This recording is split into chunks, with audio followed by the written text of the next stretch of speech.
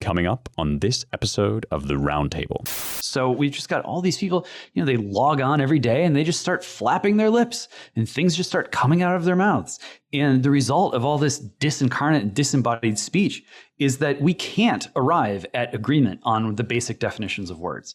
I mean, there's no agreement right now on what race actually is or means. There's no agreement on what the word lesser means in the context of Ilya tweeting about a lesser black woman. It's just a fight over who gets to define what words at what times. And meanwhile, the sort of infrastructure of the country is just crumbling. I mean, you've got your rusting F-35s on the aircraft carriers. You've got the train tracks littered with the ruins of, Chinese products running through LA, being ransacked by enterprising gangs.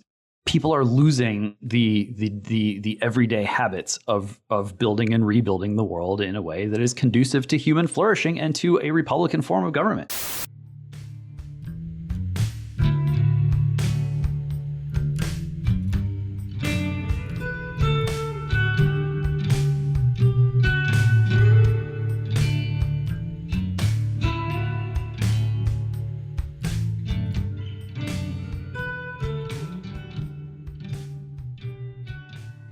Welcome, everyone, once again to the Roundtable, the Publishers and Editors podcast here at the American Mind at the Claremont Institute. I'm your host, Ryan Williams, president of the Claremont Institute, publisher of the American Mind and the Claremont Review of Books. I am joined by James Pullis.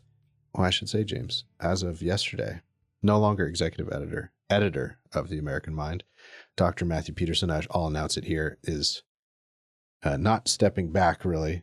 He's on to a new venture, which many of you have seen, New Founding, based in Dallas, working with Nate Fisher, among other things. That whole project, which takes partly as its theme a group of folks in business selling products that are unwoke and in companies that are unwoke. So buy things from people that don't hate you. And then the super PAC they're working on, Firebrand, and then some other ancillary projects. Matt will continue to teach in our programs. He'll be editor at large of the American Mind. He will chair our publication committee too. So very involved, just not full-time anymore here at Claremont. But we're excited about the new venture and all the new things that'll come out of our collaboration with New Founding and all the good work they're doing. So with that, Spencer Clavin as well, associate editor of the Claremont Review of Books and features editor of the American Mind, and a special guest, Peachy Keenan, who joins us from the wilds of the internet to opine about the days goings on, and as well as take some mailbag questions. And so we're very happy to have Peachy here. So I just wanted to start with the truckers in Canada. Those of you who've been following populist movements across the West of recent years, of course, are well acquainted with Brexit, the Trump phenomenon in the U.S., the Yellow Vests in France protesting the rise in gas taxes and giving Macron a bunch of grief. The latest evolution happens to our favorite brown face expert from the North, Justin Trudeau. The truckers started off with a small group in Vancouver, and they wanted to drive to Ottawa. And they picked up steam and people along the way. It's now quite a convoy. It's arrived in Ottawa. And here's just a snippet from a story to give you a flavor of all this, and then we can talk about this very interesting latest evolution of populist revolt. This is from The Independent. As the truckers' convoy that descended on Ottawa a few days ago shows no sign of departing, Canadian Prime Minister Justin Trudeau has announced he has tested positive for COVID-19. We don't need to read his silly tweet about it, but they whisked the prime minister out of Ottawa, not because of COVID, but because they're worried about this revolt of the truckers. Somewhat predictably, given how media events have seemed to run, especially in America of late, especially when they're populist in nature, you get this almost predictable response like clockwork. This is from Trudeau. We are not intimidated by those who hurl abuse at small business workers and steal food from the homeless. We won't give in to those who fly racist flags. We won't cave to those who engage in vandalism. Apparently, there was some desecration of monuments by Freedom Convoy protesters. All you hear is that there are multiple investigations, hate crimes, other illegal behavior.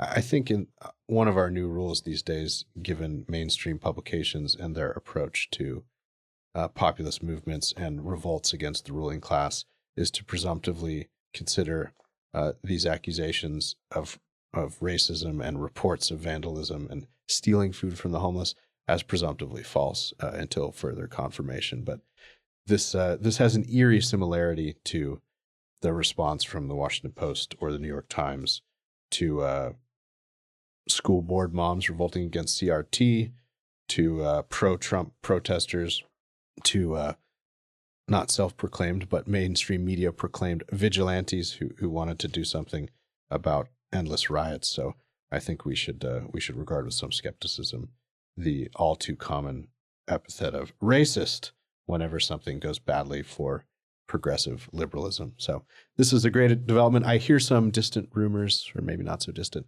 that something like trucker protest is coming to the U.S. The precipitating event for the truckers, and I'll stop after this, we can talk about it, was that the Canadian government wanted them to quarantine for 14 days if they'd been in the U.S. and they were coming back and they were unvaccinated. So it's kind of a species of a vaccine mandate for the trucking professionals of Canada. I think on the whole, this is pretty encouraging. I'll add one last thing. Apparently their GoFundMe account, which had been suspended at about $5 or $6 million, GoFundMe claimed they needed more details about how the money was going to be spent. I guess they've gotten those details. And now the headline from Fox News is GoFundMe for Canadian truckers approaches 10 million, more than country's political parties raised last quarter. So this is what Justin Trudeau called a very small minority appears to be something a little more substantial. And God bless the truckers. There doesn't seem to be any question at this point that the truck is one of the final bastions of freedom in the world, freedom of movement, freedom of action. Your political situation has gotten pretty bleak if you need to jump in a convoy in order to mobilize for a redress of grievances. But even if you're looking at something like a firearm, many people have guns. There's still a sound and viable political purpose to the gun. But I think many more people still have trucks. And you can do certain things with a truck that you can't do with a car. Car is still pretty good. But when the rubber hits the road, so to speak, the truck and all that it allows you to do, still relevant in this age, probably increasingly so. Yeah, that kind of litany of accusations that Trudeau kind of ran through. I agree, Ryan. It's almost exhausting, and that is, I think, sort of the point. They just hurl like whatever epithet. They steal food from the homeless.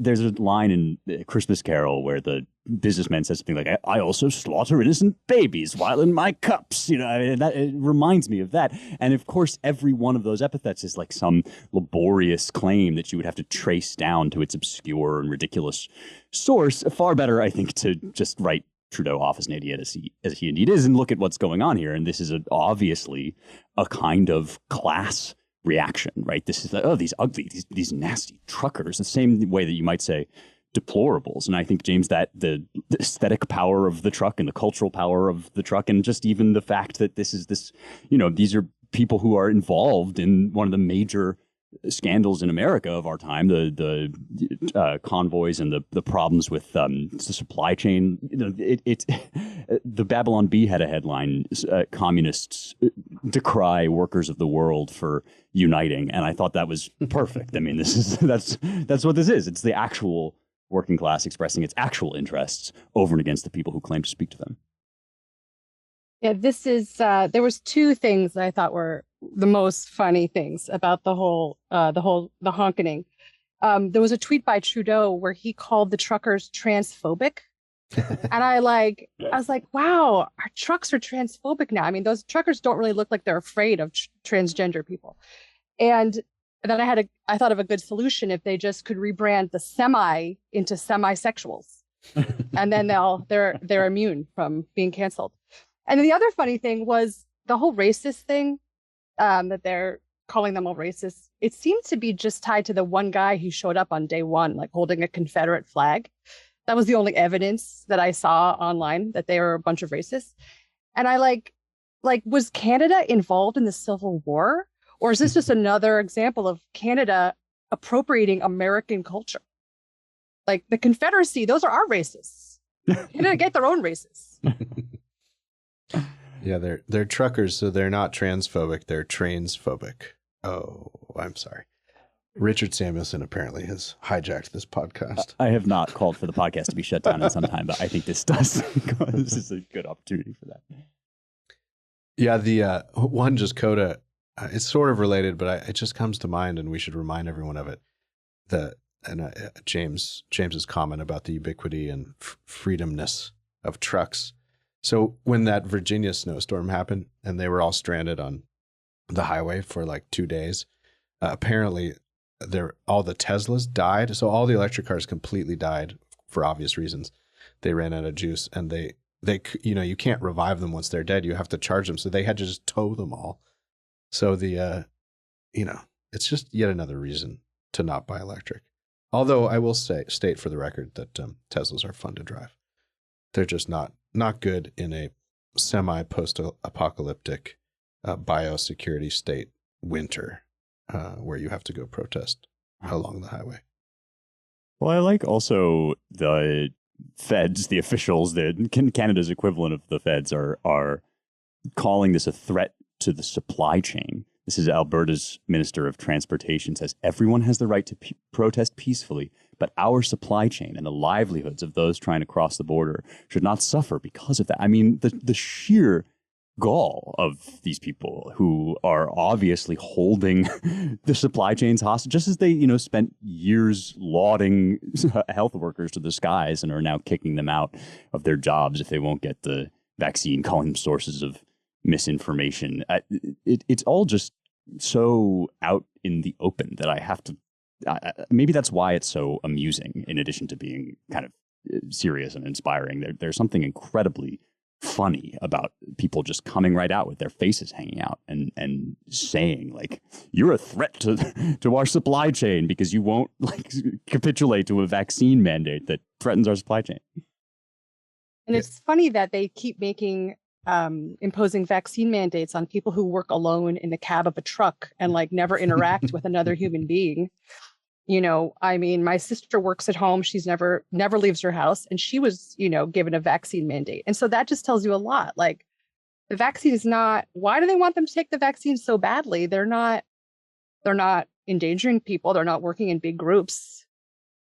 Yeah, that's a really good point. And it was a major point of contention in the court cases over Biden's OSHA mandate that there was no carve out or exception or recognition of the fact that, even if you concede that we all must get vaccinated if we're going to be in close spaces with each other, there was just no regard for the fact that, yeah, some people work at home, some people work in trucks. I think it was in the UK that there at 10 Downing they were having some kind of Zoom meeting, and one of the participants requested that everybody wear their mask just to encourage the culture, even though everybody's sitting alone in the room. And we've talked before on the podcast about this the mania, what is it, the mass formation psychosis. You can't put this stuff back in the bottle. People are really religious about it, and there's no talking to them. Their eyes glaze over when you say, so why should this help? I mean, I do think that it's become, it's now beyond the control of any individual. It has this kind of Girardian life of its own.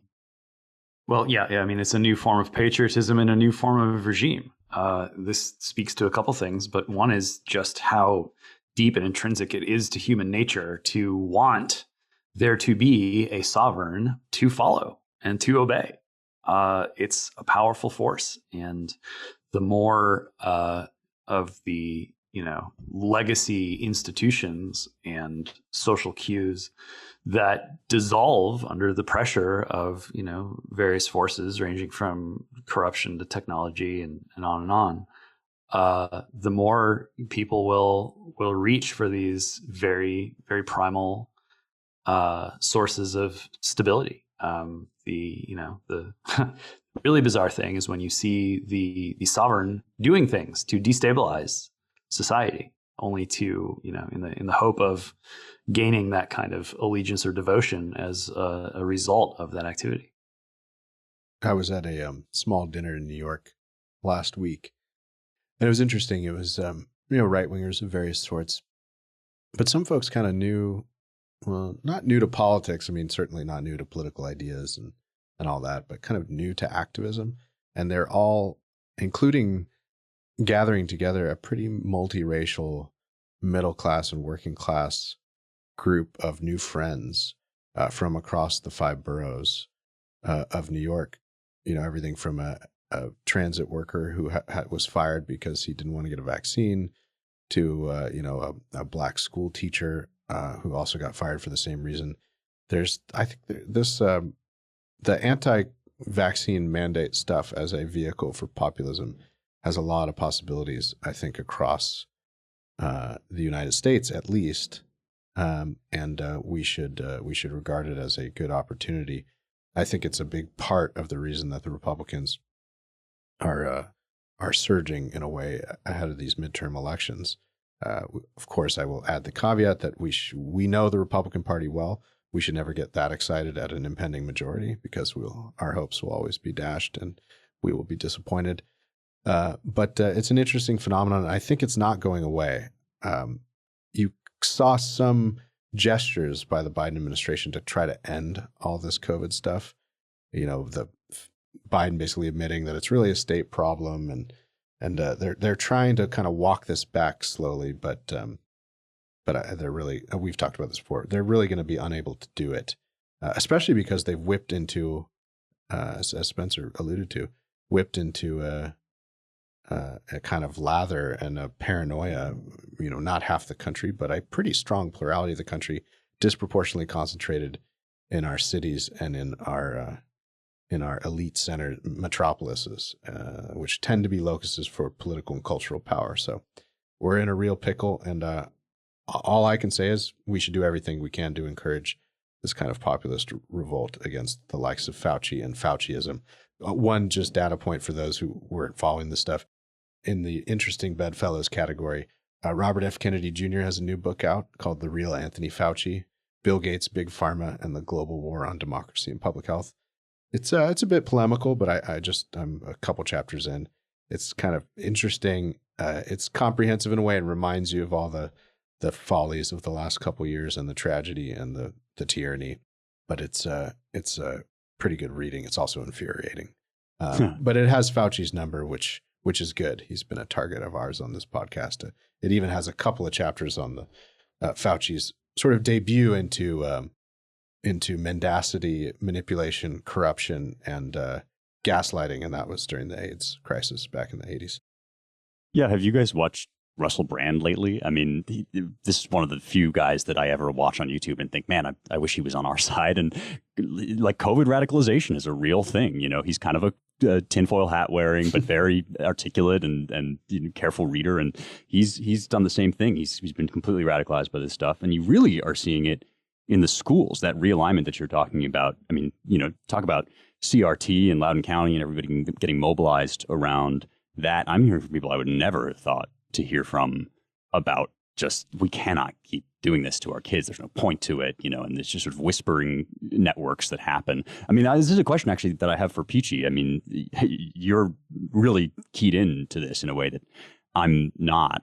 Are you seeing this too, that like there's just this huge kind of silent backlash that nobody's really covering in the schools against? Yeah, and absolutely. I mean, our kids are at a school that doesn't require vaccines for the children, unlike, the public schools here. And actually in the last 6 months, there's been this incredible influx of vaccine refugees to our school. I just met a family. They just pulled their kids out of a local Catholic school, ironically, where the 2 children were getting mercilessly bullied for not having vaccines. And at this school, every assembly, they would announce which kid had just gotten their vaccine, and the whole school would applaud and cheer, right? And then, these parents didn't want to vaccinate their children for whatever reason, and they just eventually just had to flee. No one cared about their stance. No one cared about their exemptions, medical or religious or whatever. And this is from a Catholic school. And so now they're at our school and they're much happier. The mother even told me that her daughter was supposed to go on some field trip, and they were so hostile about it. They made the girl wear a mask like while she slept or something. It was just cruel and stupid. Very, very, very stupid. Wow. Yeah, that applause, it's like that's right out of the 2 minutes hate, right? Like now we walk the newly initiated forward and welcome to your baptismal rite. It's like Jonestown level at this point. I mean, I was trying to ask another school that I have another kid at, when can they take the masks off that they wear outside to play? Literally. Little kids, they're in masks outside to play. It doesn't bother anyone else. I'm like the only parent who's like, excuse me, maybe it's time to let the kids breathe outside.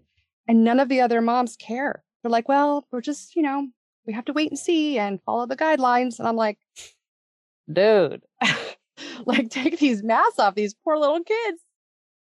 Yeah, clapter has arrived at grade school. This is the form that the news takes now. And so why not education? Just a sort of footnote on Russell Brand back in the before times when I was the guest star during rehearsals for Russell Brand's FX show, his short-lived, I think they did 2 seasons of it. We were sort of running through the show in embryonic form before live audiences, which was a lot of fun. But a lot of the show, and another fun fact, Matt Stoller was the executive producer of that show. So those of you who are enjoying the inside baseball beltway policy game, all of these people have prehistories, and I was there for at least some of it. Anyway, a lot of the show was based around sort of like reading clips from news items and then kind of peeling off the lid and seeing what was really going on inside. And in many cases, what Russell liked to do was, read a crazy story about some person doing some crazy thing. This was roughly, I think, the era of the Florida man who consumed the bath salts and then tried to chew someone's face off, and he was naked. It was that moment. And so the gimmick of these segments was, in fact, it turns out that this person is clearly just mentally ill. They're just mentally ill, and the story, of course, doesn't report that they're mentally ill. It reports that they're just someone doing something that's crazy, and in fact, all too crazy. And it was like simpler times then. Over the ensuing years, it's become more and more obvious that mental illness is not just something that you see because the local news or whoever is, using these crazy stories as sort of the TV era version of clickbait, but that it's just spreading generally through society. And it's, whatever you think about sort of the efficacy of vaccines or the risk of myocarditis or the, how surgical of a mask you should be wearing if you're going to be wearing, like whatever you think about any of this stuff. At this point, it is just undeniable that there is a fusion of pandemic extremism and mental illness. It's just there. You go outside, you see it, you talk to people, you hear it. So it's now becoming a source of news. It is being broadcast, and the quaint days when the news made fun of mentally ill people have been replaced by an era when, in effect, mentally ill people are making the news. Lunatics are running the asylum. Yep, and this whole COVID business has activated a bunch of sleeper lunatics whose imbalance was slumbering, but is now brought to the fore. Speaking not of mental head cases, but rather the mentally deficient, we now have the story about Whoopi Goldberg. I'll just read a few lines from the Independent. Whoopi Goldberg apologizes for dangerous Holocaust remarks. As a black person, I think of race as being something that I can see. Whoopi Goldberg has apologized after claiming the Holocaust is not about race on Monday's episode of The View, appearing alongside her hosts. We all know them. A Tennessee school board's controversial decision to ban mouse. Just a quick aside, Spencer, you probably follow this, but wasn't it proven that this was just complete fake news, that the school board did not actually ban mouse, but wanted to shuffle around some of their reading lists or something like that? Yeah, like every story these days, it's about 10 times dumber than the headlines would have you believe. I think that they were worried about it in the course of this Holocaust story. There's like bad words and stuff. And so they were worried about their kids listening to reading bad words. So after talking about the graphic novel, Goldberg said, "Let's be truthful about it because the Holocaust isn't about race. No, it's not about race."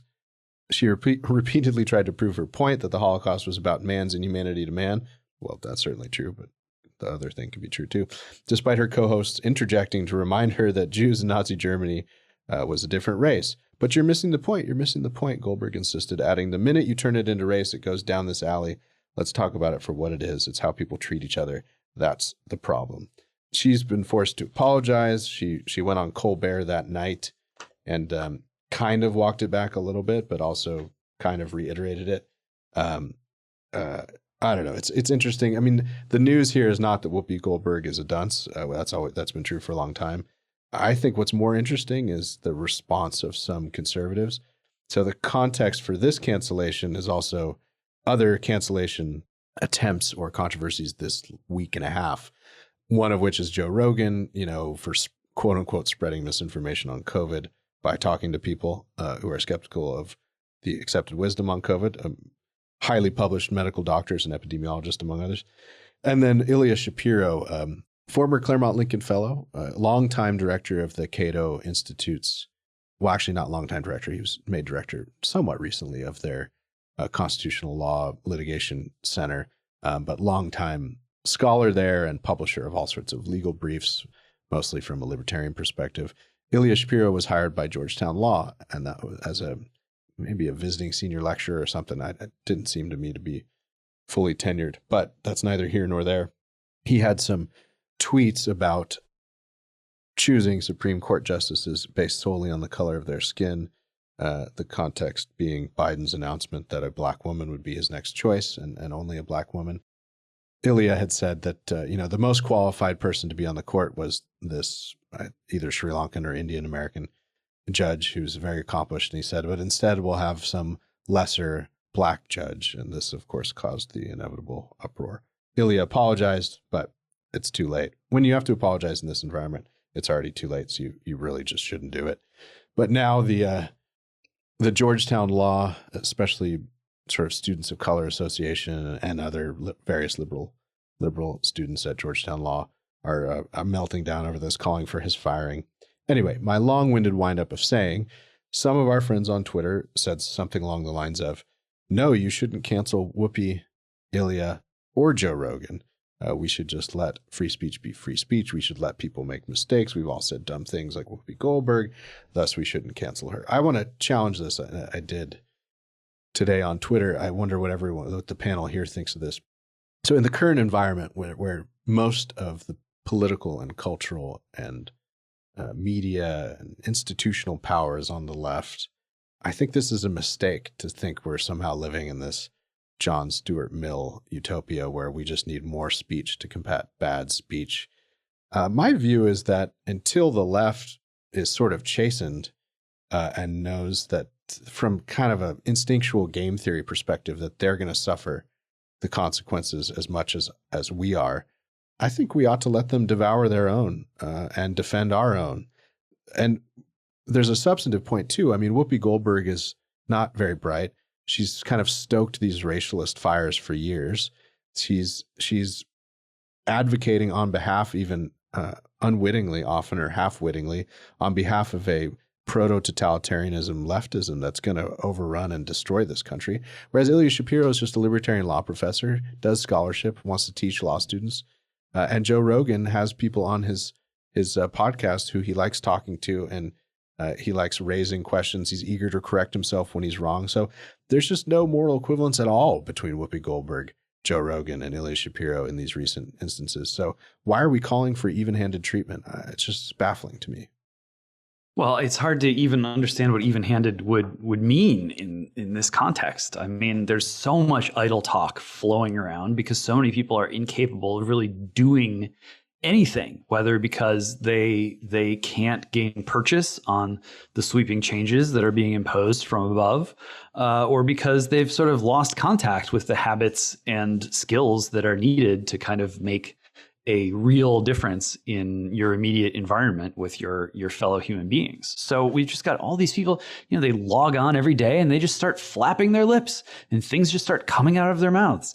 And the result of all this disincarnate and disembodied speech is that we can't arrive at agreement on the basic definitions of words. I mean, there's no agreement right now on what race actually is or means. There's no agreement on what the word lesser means in the context of Ilya tweeting about a lesser black woman. It's just a fight over who gets to define what words at what times. And meanwhile, the sort of infrastructure of the country is just crumbling. I mean, you've got your rusting F-35s on the aircraft carriers. You've got the train tracks littered with the ruins of, Chinese products running through LA, being ransacked by enterprising gangs. People are losing the everyday habits of building and rebuilding the world in a way that is conducive to human flourishing and to a Republican form of government. So, I mean, Whoopi Goldberg isn't supposed to be brilliant. She's supposed to say something every day that causes people to pay attention. And we're moving toward this sort of, we talk about like anarcho-tyranny and these arrangements in political life where, a sort of oppressive government creates this zone of license for people to do sort of horrible, destabilizing, destructive things. This is happening in the world of speech too. I mean, free speech in and of itself, yes, there are some constitutional protections that are important and need to be upheld, but free speech doesn't stand on its own two legs as a sort of abstract, quote unquote, value. You can have lots of people speaking freely and have nothing of worth come about it as a result, and we're paying the price for that. People really think that they can just sort of, post up on TV or on the internet and just start saying whatever pops into their minds, and that this is going to be a net plus for themselves or for those they care about. And, it's just not. I mean, we've talked on this podcast and elsewhere about, the way that the regime and its supporters are inclined, in Mike Anton's words, to reply to various criticisms with "it's not happening" and "it's good that it is." This is a sort of all-purpose rejoinder for a reason. And it's, you can look at what Ilya said and his criticism becomes praise in the mouth of a regime supporter. Yes, we need to make sure that this protected and favored group is elevated precisely because, according to the prevailing standards, they are less qualified. That's the whole point of equity, is to take someone who is, further down the totem pole and to elevate them, even if it is a clear violation of principles of equality and legal protections of equality. And the same thing can be done with race. The same thing can be done with the Holocaust. I mean, all of these things at a moment when, the most basic definition of words is up for grabs and people feel idle and powerless unless they're participating in rhetorical combat. It can all be used in these power games. And what has it done for us lately? I mean, back in the day, we would see celebrities rise and fall, and there was some discourse around how, oh, it's terrible. The tabloids, we build these celebrities up just to tear them down. And now that's being democratized. And this is becoming, a sort of quasi-political exercise that is replacing the exercise of liberty and of our form of government. It can't continue. If no one's going to be minding the store of citizen politics, then how surprised can we be that people rise and fall and have their flashes of brilliance and then end up being destroyed? I mean, this is a person, Whoopi Goldberg is a person who works for Disney, right? I mean, it's been pointed out multiple times that, like, Disney is a company that already fired Gina Carano for a rather overheated comparison between the Holocaust and modern events. And at the time, that was itself an instance of hypocrisy. And now the ABC suspension of Whoopi is an instance of hypocrisy. And James, you're exactly right. Like, none of it means anything except that some people are favored and some people are disfavored. I mean, there's all of this talk about, anti-Semitic conspiracies on the right and these fringe ideas that are making their way to the center. But in point of fact, like, let's talk. You want to talk about conspiracy theories? Here's the title of a book from 2006: "The Price of Whiteness: Jews, Race, and American Identity." Here's another book from 1998: "How Jews Became White Folks and What That Says About Race in America." Right? Jews need to own up to their white privilege. All of these, I could go on. This meme, right? That Jews are white people has been floating around this kind of morass, as an effort, as James, I think you are indicating, to seize control of a word, one of the many sort of charged words that is contested in our totally empty rhetorical space where anything goes and people are just grabbing for power over whatever cudgel they can get their hands on, right?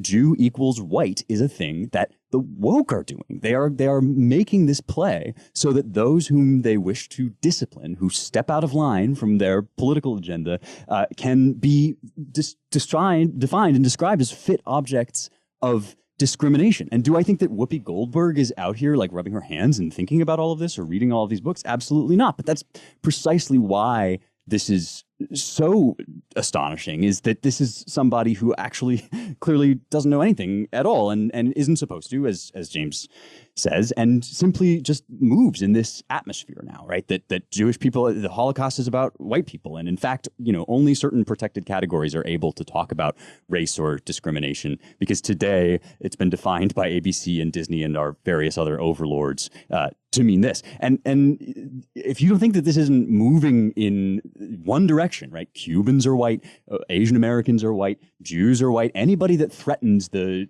perception of this radical oligarchic minority as somehow in defense of the little guy, of the excluded, of the common man, anything that threatens that narrative is simply going to be defined away. They're simply going to stand there and look at you and tell you it's not happening and tell you it's good that they're persecuting you. And so, yeah, I mean, like, Whoopi doesn't matter. And of course, it's fruitless to point out hypocrisy. But this stuff matters. The way in which these words are seized now and just casually and gradually redefined until you're the bad guy for pointing out what they're trying to do is I mean, that's how politics works when you can't agree on the definition of words. It's what happens in Corsaira when civil war breaks out there. It's what happens, Orwell writes about it at some length, and it's happening now. And yeah, of course we should leave Whoopi and anybody else that sort of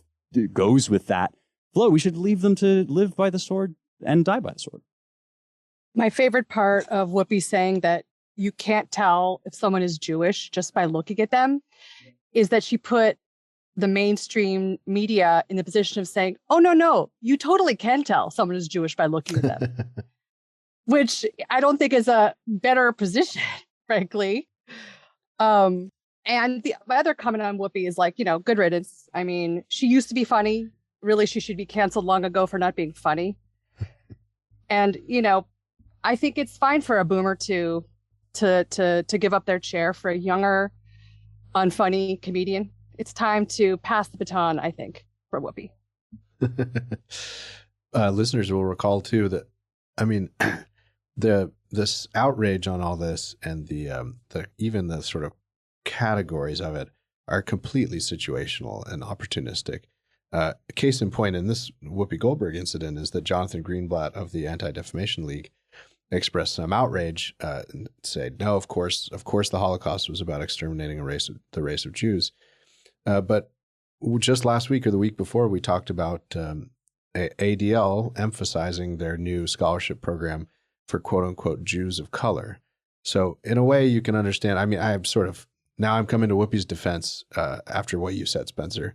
Not really, yeah. but yeah, it's we shouldn't be surprised that Whoopi's confused to this dilettante consumer of all this stuff as she is, because her ideology, to get back to James's point, uses all of this as a weapon and a narrative power tool, and none of it's really about race or categories or anything. It's just a tool. It comes back to the dangers of putting comedians in this position of commenting on sensitive issues, historical events, race. It's like, that's, it's not your job. Can't they just be funny? I have a question for you about that, Peachy. Why is The View so bad? I mean, I'm reliably informed that you are a woman, and this is like supposed to be like the voice of women in America. And I've never watched it and felt as if it related to any woman I've ever met. I mean, it's just like incredibly stupid people saying absolutely ridiculous things that seem totally detached from reality? Am I missing something with my male privilege, or like why is this such, I mean, way before the woke revolution, this is a bad show. And so you're mistaking me for someone who watches The View. I just see the same clips you see, but yeah, it's a mystery. I just found out it's like the #1 show on daytime, and it is like, who is watching this? I mean, I've never watched it. The problem is the people on there are just, the discourse is so bad and silly. It would be fun if they ever filled that seat with a conservative. Like, I know they were talking about, there was like a campaign to like get Ann Coulter on there. Now that would be actually funny because she would just destroy them. And I would watch that. Yeah. I mean, it would last one episode. They'd all be dead on the floor, figuratively. Yeah, it would be that would be fun. It would be like Conan the Barbarian. So it'd be one brilliant episode, which was watched by half of America, and then it would be finished. Well, since we have Peachy here, we thought for the last segment, we were our last section. We don't have segments, as producer Jake reminds me. We wanted to just talk a little bit to Peachy. We have a nice mailbag after one of my tweets. But first, I just wanted to ask Peachy, so what is the history of Peachy? How did you become the Peachy that everyone knows and loves today? Peachy's origin story. Well, I grew up in California and was raised in a mainstream, secular, dark blue, coastal elite enclave, so to speak. Was always surrounded by, liberal progressives at private school and at college. My household was, normie, secular parents, although they were conservatives, but it didn't really take on me. I would tease them for getting the National Review sent to the house. I would just absorb it all from my peers and from the culture. And it wasn't until much later that I sort of became, evolved from that to libertarian, to neocon, to the radical fundamentalist that I am today. And I was always a, writer, not political writer, not an essayist, but just like a corporate hack writer, basically dabbling in, tech and comedy and TV and entertainment, various things, whatever would pay the bills. And then a few years ago, I asked Matt Peterson to, look at something I'd written. And, he's a great spotter of talent, as you guys know. And I guess he saw it and was just like, wow, I found this latent genius. And the rest is history. And it's been so fun to just let my freak flag fly on the American Mind with you guys. And I'm happy to answer any questions from my legions of fans. Yeah, so one from Montana Classical College. I will add that this is Twitter, people, so I don't know if this is from an actual classical college or it's just the handle. Disclaimers should be offered. How did you get to be so good, or since divine dispensation is such a weighty topic, do K through 12 schools seem to be designed more for the nature of girls than of boys? How would a school look that was designed for boys? A two-part question. How did I get to be so good? I just do whatever my husband tells me to do. I have no say in it. And secondly, for schools, I mean, I guess there is, they say that boys are forced to sit still too long and then they over-medicate them. And so you definitely shouldn't do that, obviously. But I think at some point, little boys, they do need to learn how to sit still and read a book and take a test. But I think the emphasis on, quote, feminizing them that has taken hold in a lot of schools is obviously a problem and very dangerous. So I think that if you have little boys, you just need to get them, if they're active little boys, just get them into a sport, give them some boxing gloves, let them work it out. Yeah, that's good. I remember my cousins and they grew up in Amador County, and it was always fun to go visit them in the foothills. For me, a city boy from San Diego, it was like you could go shoot shotguns like on your own property, and just one of the fun things that 11 and 10, 11, 12-year-old boys do to burn off steam, including actually the tomboy cousin was, my favorite game was called Brick Wars. So you kind of build a makeshift fort, or probably around the swing set. You have some wood kind of shielding you, and then you throw pieces of brick at each other. And nice. And you hope your parents don't observe this and decide that stitches are imminent, so the game can go on. Yeah, I mean, helicopter parenting has been bad overall, I think, for boys. And so I hope that parents, I mean, now they're just not going to lay off anytime soon, but they should lay off their boys. Yeah. Sort of a follow-up question from John Schweppe from the American Principles Project. You answered it tongue in cheek, but I wonder if you what are your prerequisites for judging homeschool versus, say, Catholic school, Peachy? Well, we've done, local public school, local parochial school, and homeschooling. Yeah. And it really just depends on where you are. Are you willing to move? Can you afford tuition? And are you willing to homeschool? So there's just so many factors. It's not one size fits all. I mean, I'm a huge homeschooling respecter and ally. I have done it. I don't think it's my strong suit. And we were very fortunate to find a school that was, a safe space, shall we say, for us. Mm. But there's wonderful homeschool programs out there. If you can pull it off, it's a fantastic option. I mean, for example, there's a homeschool program that I used once called Memoria Press. I'm not working for them. I'm just plugging them for free.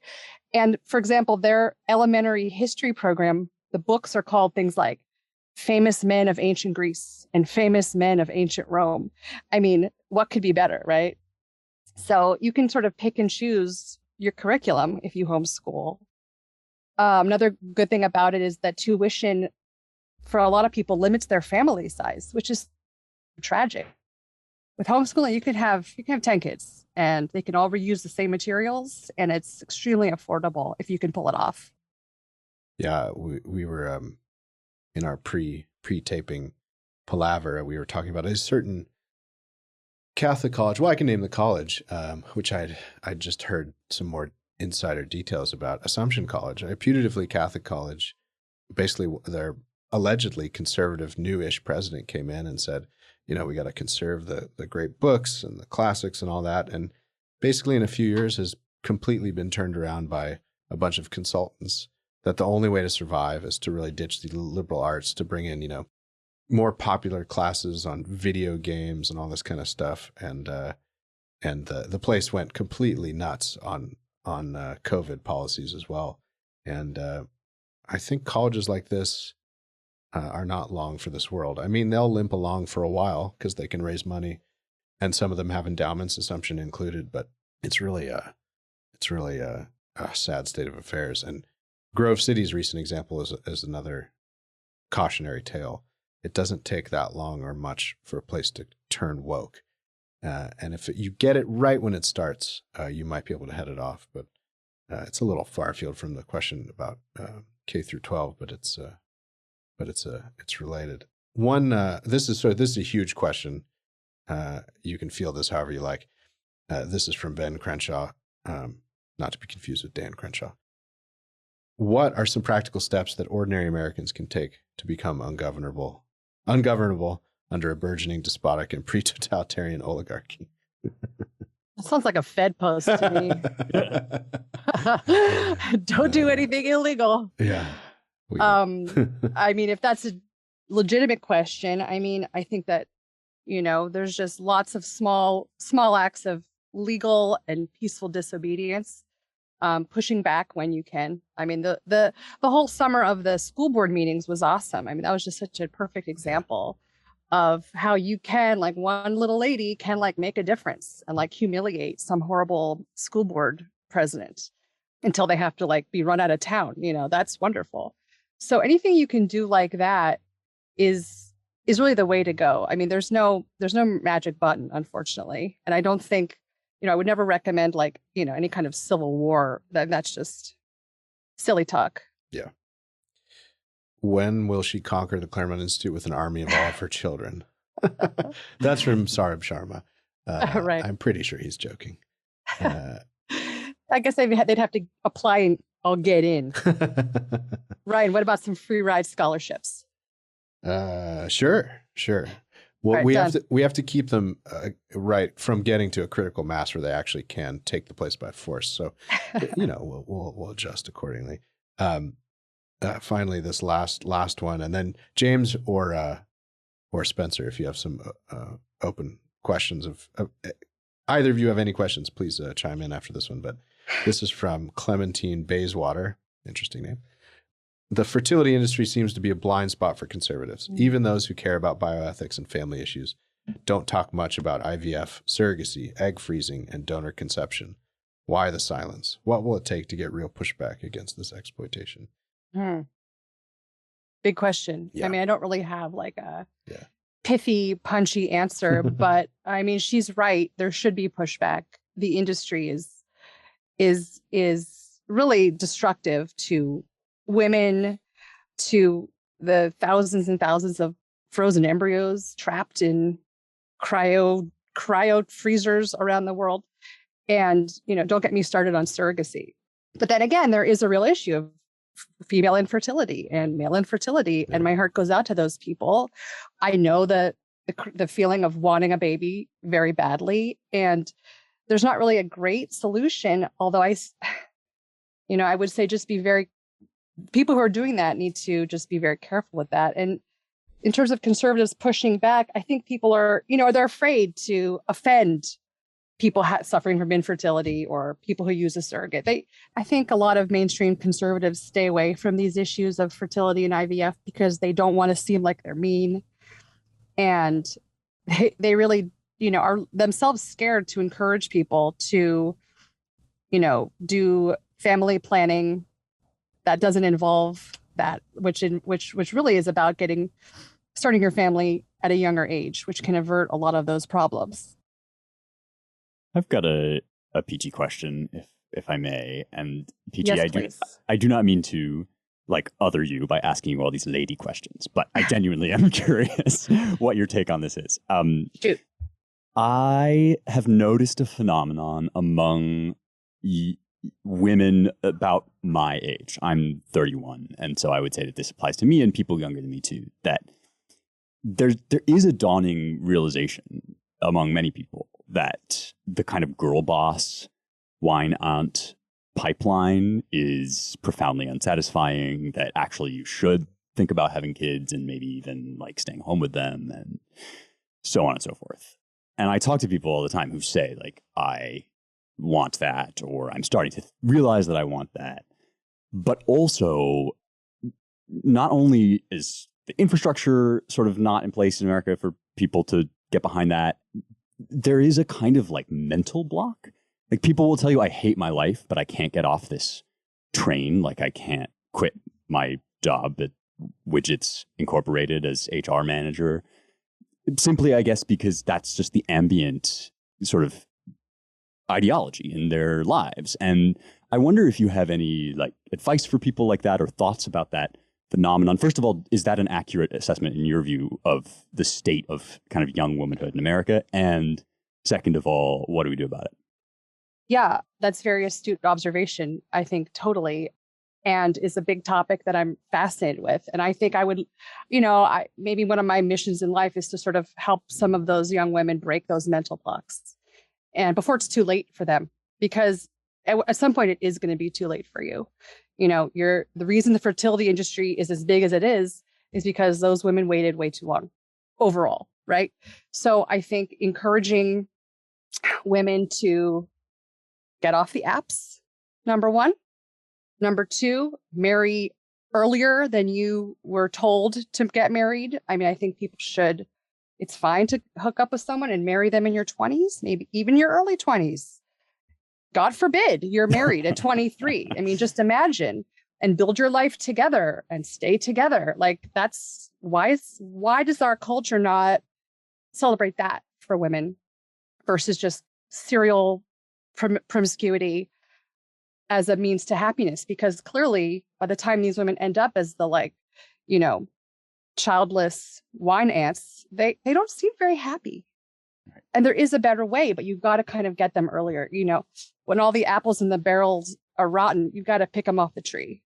And so if we can get to a few of those apples before they make terrible errors, that would be good for us and good for the country and good for them.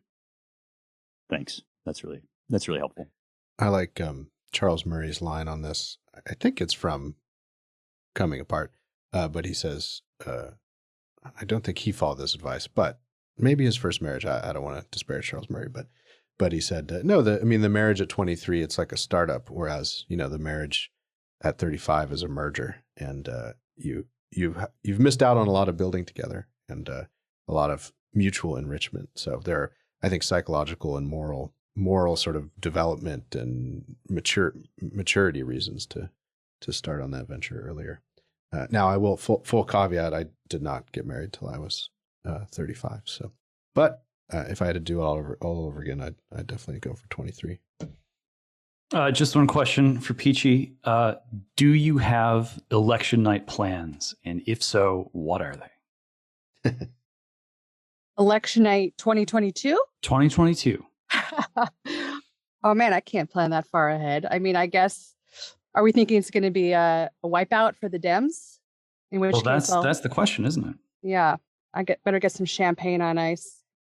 I do not have any plans, but I'm happy to come over to your house, James, and celebrate with you. Wow, I got to get ready. All right. Well, this new occasional guest feature is going to continue. This will not be the last time we have Peachy on. So thanks for joining us, Peachy. And thank you all for listening to the Roundtable. If you want to support our work, visit claremont.org/donate.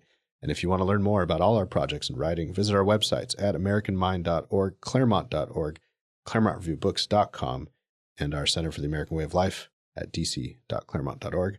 Please rate, share, and subscribe at Apple Podcasts or wherever you get your podcasts. Thank you to the production and engineering crew, as always, Jake Gannon and Annalisa Lee. And thank you all for listening. Talk to you next week.